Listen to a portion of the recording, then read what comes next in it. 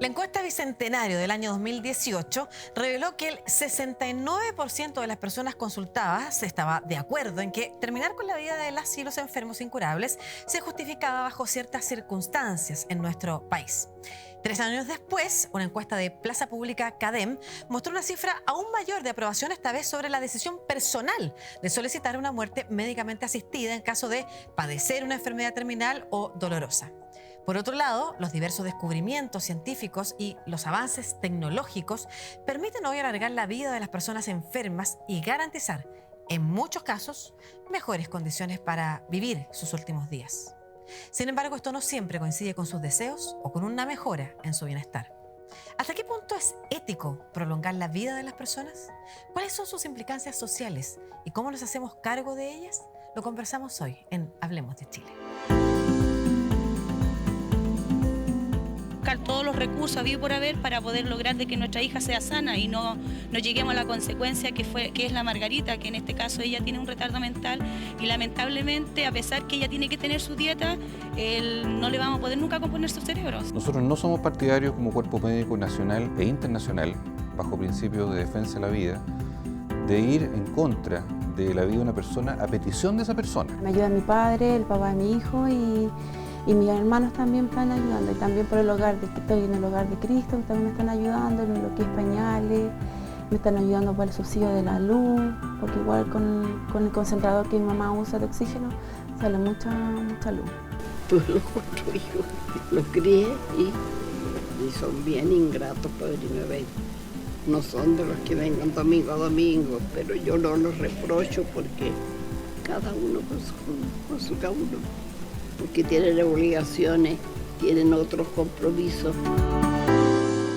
Bueno, quizás a más de alguien le toca alguna de estas declaraciones que hemos escuchado, ¿no es cierto? Porque le ha tocado cuidar a alguien o le ha tocado estar cerca de una persona que, por ejemplo, ya no quiere más vivir.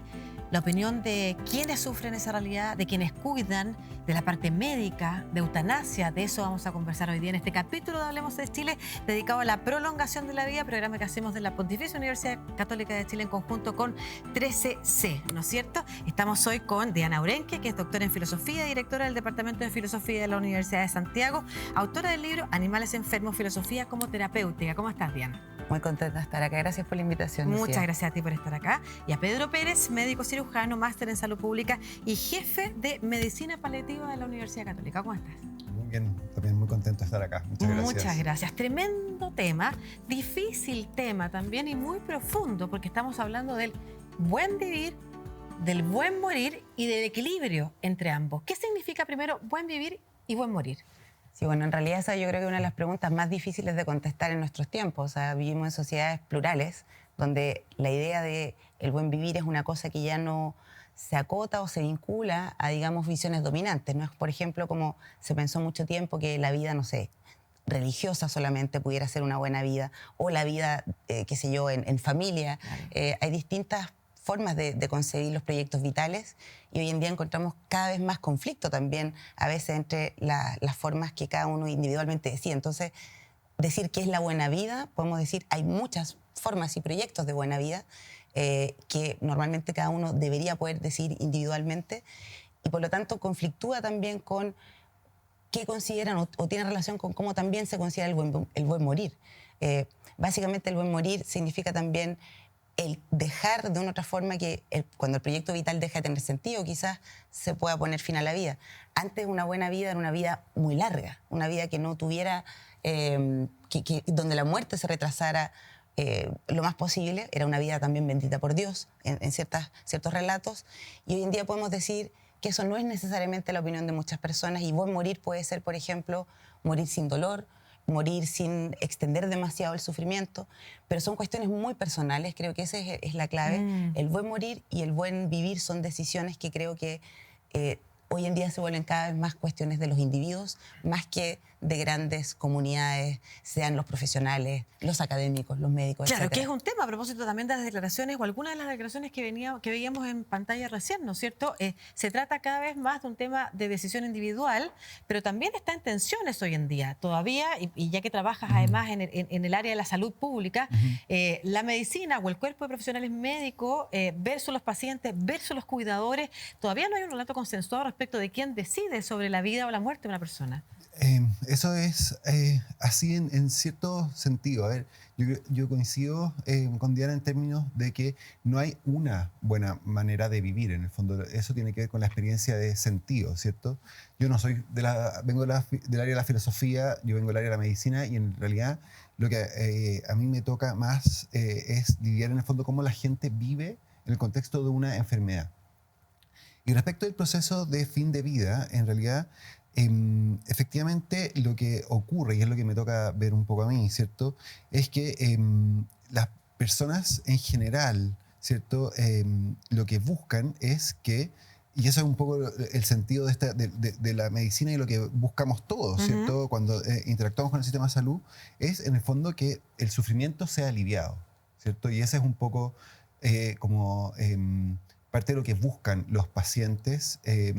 Y en el contexto del final de la vida hay mucho temor al sufrimiento. Yo creo que eso es lo que generalmente como promueve muchas de las decisiones que nosotros tomamos, tanto en términos de salud, ¿cierto? Que es la experiencia del sufrimiento como una experiencia a la cual le tenemos temor, ¿cierto? Sí, y estoy pensando en sufrimiento tanto emocional, psicológico, como también físico, porque de hecho tú, Diana, hablabas de entender el buen morir como un momento en el que se toma una decisión porque el sentido del proyecto vital se ha perdido. ¿Ese puede ser cualquier sentido o es algo que también hay que asociar a cuando se cumplen ciertos, no sé, etapas de la vida y ya en realidad hay cierto declive que pareciera como que entendiéramos la vida, ¿no es cierto? Como que llega un momento en el que hay un final de los días o la pérdida del sentimiento vital puede ser anterior también.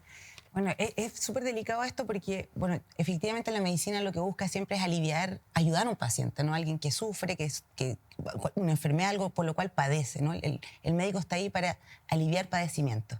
El asunto es que a veces la vida, y hay ocasiones en que la vida se ha tornado un puro padecimiento, ¿no? O en algún momento pareciera ser que desde el propio sujeto, ¿no? No estoy hablando como que vengan terceros a evaluar la calidad de vida de uno, sino uno mismo dice, he hecho quizás todos los esfuerzos, he seguido todos los tratamientos y no quiero más, por ejemplo. Que esa es una decisión para los médicos siempre difícil de aceptar porque el médico quiere, por supuesto, ayudar, pero por otro lado también esto de ayudar o aliviar sufrimiento también implica, digamos, aceptar que el sufrimiento puede ser la pérdida de sentido, pues, pero un sentido justificado, digamos, ¿no? Porque pueden haber estados de repente depresivos, de perdí el sentido de mi existencia, pero eso también puede pasar. Pero en decisiones que tienen que ver con quiero vivir más o no y buscar apoyo médico también para interrumpir tratamientos, para buscar opciones de adelantar el caso morir. como más irreversible, dices tú. Claro, tiene que haber, digamos, algún tipo de circunstancias empíricas claras y no solamente a veces como digo, un estado depresivo. Todos hemos tenido de repente pequeños estados depresivos. Pero cuando la vida, tras un juicio racional y propio, se siente como algo que ha perdido ya eso que se supone que es el valor de vivir, ahí estamos en una situación súper delicada, creo yo. Sí, ¿qué quieres decir algo? Sí, lo que pasa es que, a ver, yo creo que en el fondo, aquí hay un tema que tiene que ver con, en el fondo, ¿qué es lo que es un buen proceso de fin de vida? ¿Ya? O sea, definamos bien como, yo creo que hay que definir aquí un par de conceptos. Las personas estamos vivas, ¿cierto? Hasta que fallecemos, ¿cierto? O sea, nosotros vamos a ser sujetos que experimentamos felicidad, tristeza, emociones, alegría, decepciones, todo, hasta el momento en que fallecemos. Entonces, cuando hablamos del proceso de fin de vida, ¿ya? Hablamos del periodo justo que está antes del momento de la muerte. ¿Ya? Eso es como conceptual. Entonces, cuando se habla como de esto que plantea la Diana, ¿cierto? Esta heterogeneidad como en el morir, en realidad creo que hay que clarificar que estamos hablando en el fondo de cuáles son las prioridades o las cosas que son relevantes para las personas que están vivas justo en el proceso antes de fallecer. ¿ya? Estamos hablando de eso. Claro. Por ejemplo, ¿Qué? enfermos terminales, ¿verdad? Por ejemplo, Claro. enfermos terminales, por ejemplo, pacientes con una demencia, pacientes, en el fondo, ¿cuáles son aquellas cosas que son prioritarias para ellos? Entonces, cuando hablamos de qué es lo que significa buen morir, estamos hablando de qué significa, cómo vivir ese proceso. Y eso es bien heterogéneo, ¿ya? Sin embargo, hay datos que nosotros estamos tratando de recolectar, y eso es un poco la investigación en la que yo me dedico, ¿cierto? Es valorar cuáles son aquellas cosas que son prioritarias para los pacientes. Y nosotros hicimos unas encuestas a pacientes y familiares, perdón, a familiares de pacientes que fallecieron, y les preguntamos cuáles eran aquellas cosas que valoraban más los pacientes en Chile, hoy día en una población en Puente Alto. Y fíjate que hay dos cosas que son bien relevantes. Lo primero es que valoraban estar acompañados.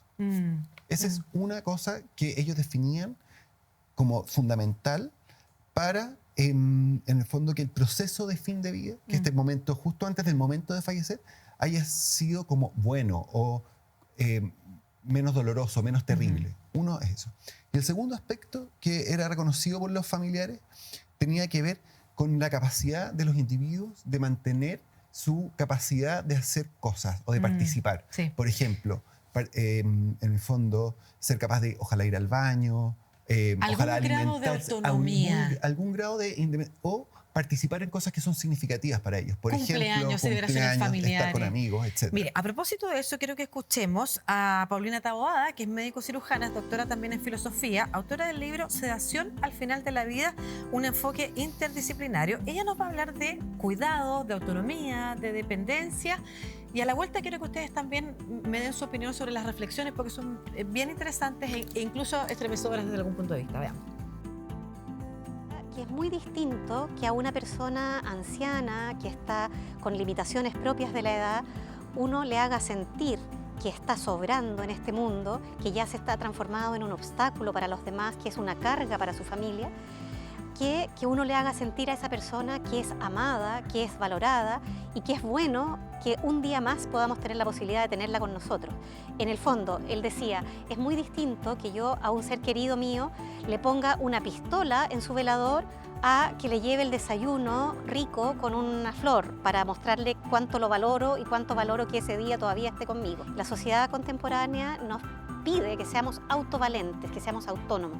Cuando alguien pierde esa capacidad de valerse por sí mismo y empieza a depender de otros, puede creer que ya no vale, que ya su vida no es digna, que es una vida indigna de ser vivida. Y en ese sentido pienso yo que la autonomía así entendida es una falacia, puesto que todos somos interdependientes durante toda nuestra vida. Está muy en línea con lo que tú decías, ¿no es cierto? Con la sensación que tienen los padecientes de no querer perder autonomía, pero lo decía Paulina, por esta falacia que hemos construido de que si no somos autónomos, no somos dignos. ¿Te hace sentido? Mira, comparto algunas cosas. O sea, voy a partir por lo que recién vimos. Efectivamente somos interdependientes, eso está claro. La idea de que el sujeto es un sujeto autónomo, racional, desligado, independiente y soberano es una falacia. Comparto eso. Sin embargo, hay una cosa en la que discrepo. Yo creo que precisamente porque vivimos en sociedades tan plurales, donde en el fondo cada uno debería poder tener la libertad de decidir, digamos, si la vida que yo tengo como alguien que ha perdido todas las capacidades, a mí no me hace sentido. No solo porque la sociedad a lo mejor me critique o no, puede ser que a lo mejor construimos, o sea, pienso en sociedades mucho más, con sistemas como sociales mucho más de cooperación, donde los mayores y las personas que están en situación de discapacidad y otras cosas están mucho más integrados y aún así, en ciertos momentos deciden optar a adelantar o anticipar la llegada de su muerte ante una situación de, como decías tú, de donde está claro que la muerte se aproxima. Va a venir en algún Entonces, momento. dicho esto, yo sí creo que las personas que deciden, digamos, vivir hasta el final ante un pronóstico que es el peor, tienen que estar acompañadas, tienen que tener la mayor cantidad de apoyo. Por cierto que por eso la medicina paliativa es fundamental. Pero por otro lado hay otras personas que a lo mejor no quieren. Y yo pienso que ese es considerar el valor de la autonomía como la decisión que tiene cada cual de decir, no me pueden obligar a pasar por esto si yo ya sé que voy a morir. Eso a mí me parece que es un avance en términos de proteger derechos individuales, pero que no tiene que ser obligación porque la sociedad no me cuida o porque no tengo cuidados paliativos y como que me obliga a adelantar la muerte. Eso no puede pasar, eso es éticamente injustificado. Pero que me obliguen a vivir cuando ya siento que mi vida ha perdido valor, Eso a mí me parece complejo. Incluso en las mejores condiciones externas. Exacto. Que es parte de lo que vamos a conversar en el próximo bloque. Vamos a hablar, por ejemplo, de eutanasia y también de esta tensión precisamente entre un padeciente que quiere partir, por ejemplo, versus una familia que no quiere dejar, o que incluso cuida, que lleva el desayuno a la cama, como decía Paulina, y también por otro lado el rol de la medicina, ¿no es cierto? El paradigma de la medicina y el equilibrio también, incluso a veces en casos no de enfermedad necesariamente, sino que en la prolongación de lo que entendemos como sanidad, que podría ser la juventud, también es algo de lo que vamos a estar conversando en este capítulo de Hablemos de Chile. Invitamos a que no se muevan de las pantallas del 13C porque ya estamos de regreso.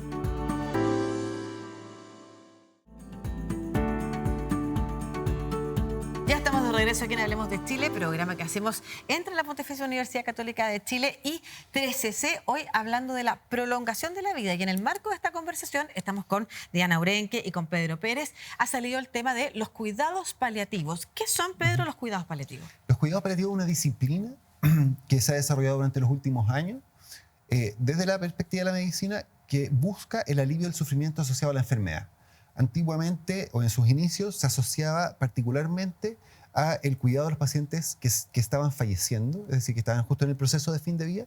Y hoy día esa aproximación ha sido exitosa y ha sido beneficiosa para los pacientes, por lo tanto se ha extendido a implementarse de manera más precoz, y lo que busca es que pacientes con enfermedades incurables que experimentan sufrimiento tengan su sufrimiento aliviado. Eso es lo que busca y esa es la filosofía detrás de cuidados paliativos. Perfecto. ¿Y hay cierta tensión en ese contexto entre lo que quizás en algún momento un paciente quiere exponer, que es hasta acá, no quiero más? A mí me ha tocado, no sé si a ustedes también les ha tocado conocer a alguien que sufre de alguna enfermedad terminal y dice, no quiero más, esto no es vida, versus lo que ustedes sienten que tienen que ofrecerle, que esa persona no sabe que es una posibilidad. Sí, claro, en el fondo hay varias cosas. Lo primero es que se desconoce muchas veces qué es lo que son los cuidados paliativos, y incluso nuestros colegas médicos o profesionales o enfermeras, psicólogos, etcétera, no saben que existe una disciplina que se encarga de aliviar el sufrimiento. Entonces, hay primero una falta de conocimiento en la comunidad global, médica en general. De hecho, la formación en cuidados paliativos en Chile es súper mala, es escasa. Entonces, en realidad, el tema de que el cuidado paliativo surge como una manera de aliviar el problema del sufrimiento. ¿Te fijas? Entonces, y yo creo que como medicina, como disciplina, ¿cierto? Y a lo mejor ahí Diana puede comentar, ¿cierto? El tema del sufrimiento no ha sido lo suficientemente bien abordado.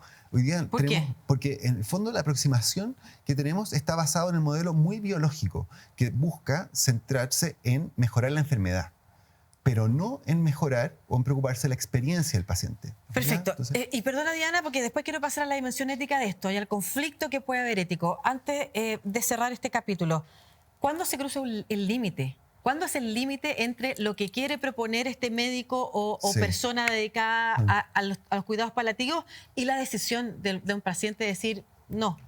Totalmente. Una de las cosas que nosotros aprendemos en cuidados paliativos, y yo lo veo así como en mi pega habitual, es rescatar la voz del paciente, ¿ya? Como me toca interactuar muchas veces con colegas, con médicos, con otros, que de una manera como bien intencionada promueven el uso de intervenciones hasta el final, o sea, con el sentido de intentar alargar la vida lo más posible. Y cuando nosotros entrevistamos a los pacientes, muchas veces nos dicen, ¿sabes qué? Yo no quiero más. Bien, eso es nuestro rol también, en el fondo, apoyar a los pacientes cuando dicen, ¿sabes qué? Esto me está causando sufrimiento, no quiero más tratamiento. Entonces, la pregunta es, ¿qué es lo prioritario para usted? Esa viene la segunda pregunta.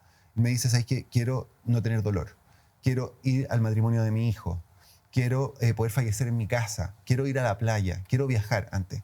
Bueno, eso es lo que tomamos nosotros en medicina paliativa y decimos, mira, si tú quieres y esta es tu como prioridad, en el fondo nosotros apoyamos para que tú puedas vivir de la mejor manera posible el tiempo que te queda. Y para eso necesitamos dos cosas principalmente. Uno, que el paciente entienda y comprenda, ¿cierto?, que la enfermedad es parte de su existencia y que va a fallecer. Y eso es algo que tenemos que asumir todos dentro de la sociedad. Es un tema que no se aborda, ¿cierto? ¿Y lo segundo? Que en el fondo, lo primero es ese punto. Y lo segundo es, en el fondo, que nosotros como equipos médicos tenemos que rescatar nuestra capacidad de conversar con los pacientes para poder entender cuáles son esas prioridades y valores. Ya, perfecto. Diana, desde la filosofía, ¿cuáles son los conflictos éticos que aquí se pueden observar? Pero aquí, sobre todo desde la ética médica como contemporánea, porque en el Porque fondo, además tú, perdón, tú tienes estudios, eres habilitada en ética médica, ética médica. claro, en la Universidad de Tubinga.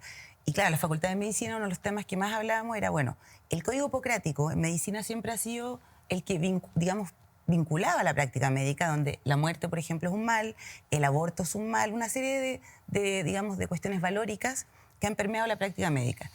Sin embargo, más o menos en los años 70, 80, con esto de que en el fondo se reconoce la autonomía, que es precisamente esto de que cada uno es autor de su propia vida y que ciertamente tiene que poder no solamente mantenerse en vida el cuerpo sano o digamos, esto que por mucho tiempo se pensaba, ¿no? Que la vida es algo indisponible, que es un relato, digamos, que se ¿Qué significa mantuvo. disponible, perdón? O sea, digamos, viene con esto de que la vida es un regalo y por lo tanto yo no debería poder adelantarla, como que el suicidio está penado moralmente como también. aceptar lo que a uno le toca Exacto. vivir, además. O sea, ¿no es todo cierto? este Se un cruza poco- ahí también ciertas creencias religiosas, como dice valórica. Totalmente. Pero porque vive una cultura básicamente judeocristiana y esos valores han permeado también una serie de prácticas desde la medicina y otro, eso es parte de la historia del desarrollo de la humanidad, digamos. Pero lo interesante, creo yo, es cuando nosotros notamos que a partir de quizás prolongar la vida o protegerla, evitando la muerte, pero no respetando la voluntad de las personas, esas personas también padecen. O sea, reconocer que no respetar ciertas voluntades también puede ser un mal.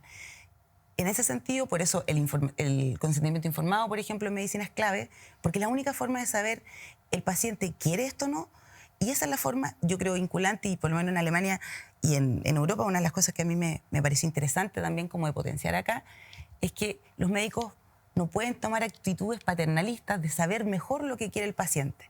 O sea, tienen que informar, tienen que contar. Estas son las posibilidades, estos son los pronósticos, las opciones. Y por cierto, tienen que saber que entendió el paciente. Eso es muy importante lo que dice Pedro. No tomar decisiones bajo falsa información o falso pronóstico. Pero finalmente, la decisión de cualquier tratamiento, incluso los finales, es del paciente. Perfecto. Eso Mira, es lo... quiero que escuchemos a Carolina Valdebenito. Ella es médica paliativista, de hecho, presidenta de la Sociedad Médica de Cuidados Paliativos de Chile, y nos explicará uno de los elementos del proyecto de ley de eutanasia a propósito de autonomía y decisiones personales, ¿no es cierto?, de un proyecto que está en el Congreso en discusión. Pero hay una parte que es bien interesante que quiero que la trabajemos o desarrollen ustedes al regreso. El testamento vital. Así se llama, el testamento vital. Y cómo se debe utilizar según su experiencia como médica paliativista del Complejo Asistencial Dr. Víctor Ríos Ruiz de Los Ángeles en la región del Biobío. Escuchémosla. Mira, el testamento vital es una herramienta fundamental que nosotros incluso dentro de esta ley de eutanasia la podemos utilizar mucho en cuidados paliativos. Normalmente el testamento vital implica la decisión anticipada del paciente de poder restringir o de tomar decisiones con respecto a su proceso de enfermedad. Por ejemplo, el paciente en este testamento vital puede referir que no se quiere hospitalizar, que no quiere que lo intuben, que no quieren que lo reanimen, y son decisiones que el paciente puede tomar en vida, puede tomar en buena autonomía, con un estado de conciencia sin mayores complicaciones. ¿Qué limitaciones puede tener que el testamento vital, por ejemplo, no se evalúe en forma constante, tanto por el paciente, la familia y el equipo? Si no se evalúa en forma constante, vamos a estar tomando decisiones de testamento vital de pacientes que han tomado decisiones hace 2 años atrás y en estos 2 años puede haber cambiado la perspectiva del paciente. Entonces, por eso es importante también que el testamento vital sea manejado por equipos que sepan cómo utilizarlo, porque la idea es que el testamento vital ayude al paciente, a la familia y al equipo terapéutico a tomar decisiones al final de la vida, pero también tiene que ser decisiones que en verdad reflejen lo que el paciente quería en el último momento antes de perder el estado de autonomía.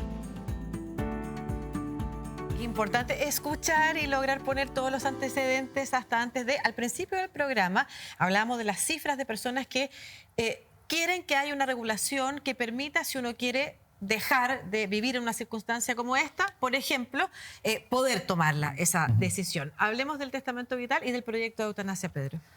Mira, aquí hay harta heterogeneidad y de hecho con Carolina yo disiento aquí en un tema bien relevante. El testamento vital se propone como una solución para mantener y respetar la autonomía del paciente incluso cuando el paciente no tiene la capacidad para tomar esa decisión. Es el paradigma. Te quiero poner un ejemplo. Imaginemos una persona que ha decidido de manera anticipada que cuando si tiene una demencia, tiene una neumonía, no quiere que ésta se trate y que quiere fallecer. Entonces escribe su testamento vital. Imaginemos que esta persona empieza a tener efectivamente una demencia, pero ella vive bien, en el sentido de que disfruta con sus nietos, tiene conciencia parcial, pero lo pasa relativamente estable, no tiene sufrimiento físico. Imaginemos que esta persona hace una neumonía. Y ella dice, no, pero sabéis que en realidad quiero que me traten. ¿A quién le hacemos caso? Le hacemos caso a una persona que tiene una demencia, que no puede ser capaz, no es competente para tomar decisiones, y le hacemos caso a la persona que lo decidió antes cuando era sana, o le hacemos caso a, en el fondo, eso es un tema como bien complicado. Claro. Entonces, quiero hablar respecto a este tema. El testamento vital se propone como una alternativa para respetar la autonomía, pero tiene muchos problemas. Uno, las personas cambian de opinión, súper frecuente. Segundo, el acceso a los testamentos vitales nunca es muy fácil. Tercero, pasa que los testamentos vitales tampoco nunca son capaces de dar las directrices claras para todos los escenarios. Entonces, es como instrumento, se ha propuesto como una solución para este tema, pero en la práctica es súper poco efectivo. Entonces, la pregunta que me hago yo como sociedad es ¿dónde nosotros deberíamos poner el énfasis? Y el énfasis, yo creo que lo que debiéramos hacer es entrenar mucho mejor al equipo de salud a poder ser capaces de capturar mejor cuáles son las prioridades y valores de los pacientes y, en el fondo, adaptar el cuidado médico para eso. Sí, Diana, me tengo que ir a la pausa, pero cortito, sé que quieres decir algo. No, muy breve, tiene razón Pedro, de que la idea es buena de mantener la autonomía, yo estoy de acuerdo con eso, pero es verdad que la implementación tiene sus complejidades y hartos problemas éticos. Aún así yo creo que son mejorables, porque la autonomía, y me imagino además que quizá, bueno, es un tema nuevo en distintas sociedades además, pero claro, deben haber experiencias que hayan avanzado mejor, por ejemplo, en regulaciones, y que son las que hay que poner sobre la mesa a la hora de discutir. A la vuelta vamos a conversar precisamente sobre los otros actores involucrados en esta relación, donde no solamente está el padeciente y el médico o la médica, ¿no es cierto?, sino que donde también está la familia involucrada o quienes cuidan a una persona que tiene algún grado de dependencia. Vamos y volvemos aquí a las pantallas de 3CC con Hablemos de Chile.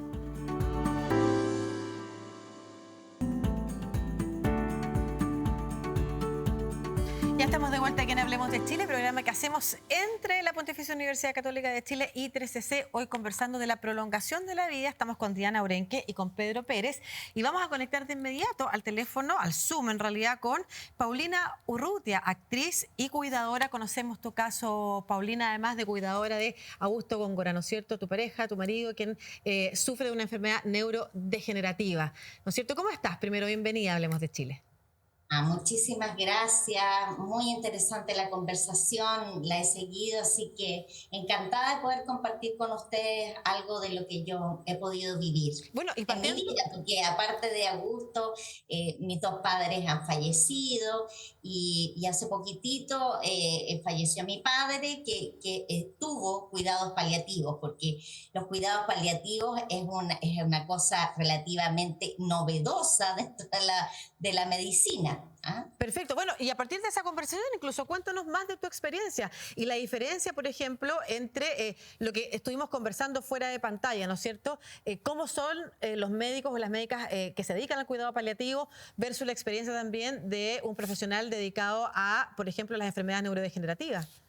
Bueno, es lo que estábamos conversando, ¿no es cierto? Que efectivamente nosotros vivimos en una sociedad que lo único que impulsa es a la vida, sin tener cada día con menor conciencia de la finitud, que sin lugar a dudas, como lo decía también la doctora, ¿no es cierto?, es parte de nuestra vida, o sea, parte esencial de nuestra vida es reconocernos finitos, es decir, que vamos a morir en algún momento. Y el drama de todo esto es que obviamente los médicos, que son nuestros sanadores, ¿no es cierto?, quienes prolongan la vida y lo han hecho de una manera tan eficiente, que la verdad es que estamos en una situación en donde el planeta completo se está envejeciendo. O sea, tenemos una cantidad de población que ya el mismo planeta no puede soportarla. Y la verdad es que tenemos una sociedad cada día más inconsciente respecto a la muerte. Y la muerte se enfrenta con un miedo espantoso, como si en un momento determinado, en base a una enfermedad o un hecho puntual, descubrimos que existe la muerte. Entonces, frente a eso, existen miles de médicos que lo único que van a hacer permanentemente es tratar de prolongar tu vida.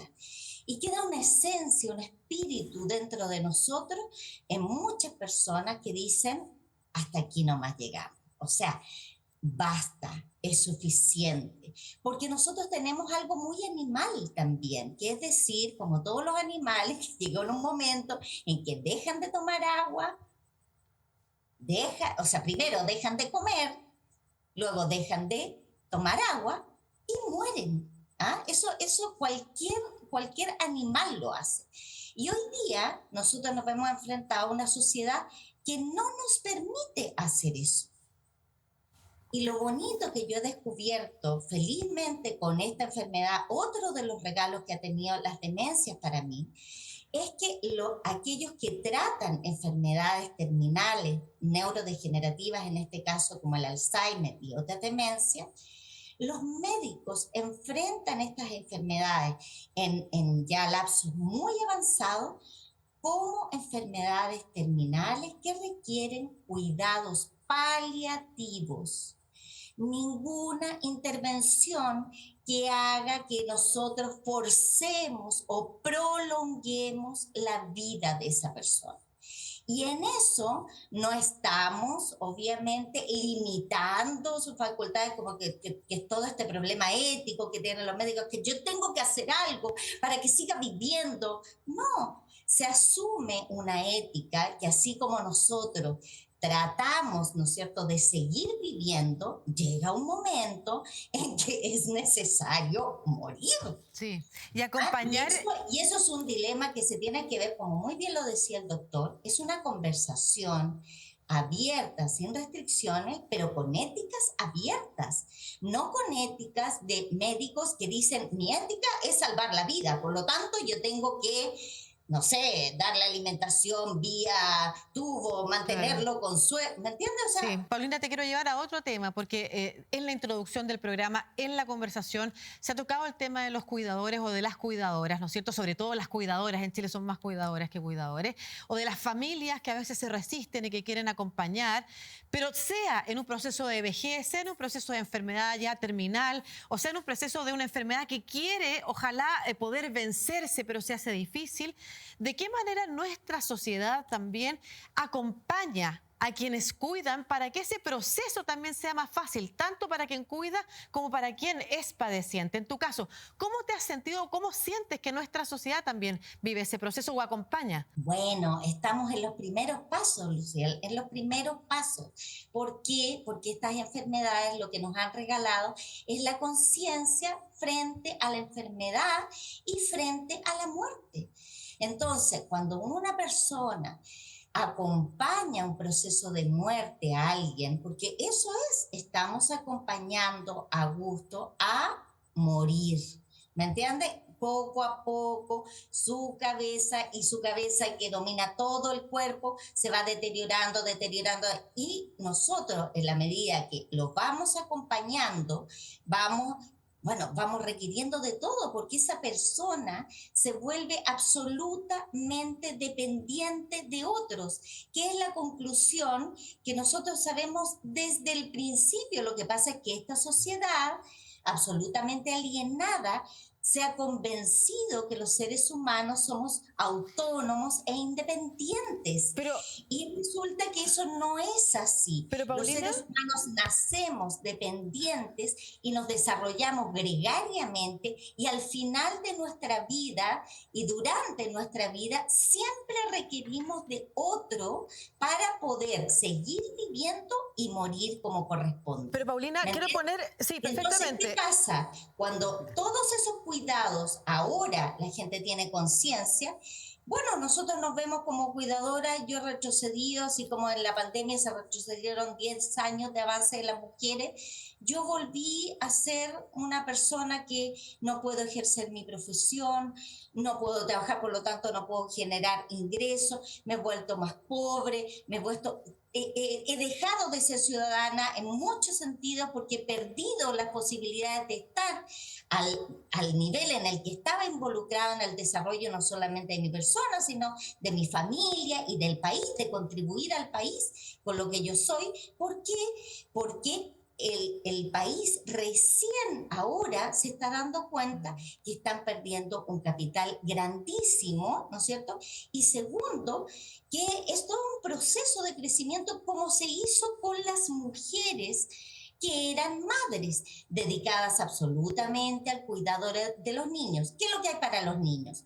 Hay jardines, hay salas cunas, hay jardines infantiles, hay colegio ahora hay gratuidad para que estudien, hay subsidio al empleo joven, en fin, hay una serie de políticas que permiten que esa mujer que antes estaba dedicada al cuidado de su casa y al cuidado de los niños pueda ser una profesional, pueda vivir, y hoy día las tareas son compartidas, es decir, un crecimiento de la sociedad completo que comprende que esa no es la tarea de cuidado, no es una tarea de mujer, ¿no es cierto?, que se resta de la sociedad para cuidar a alguien.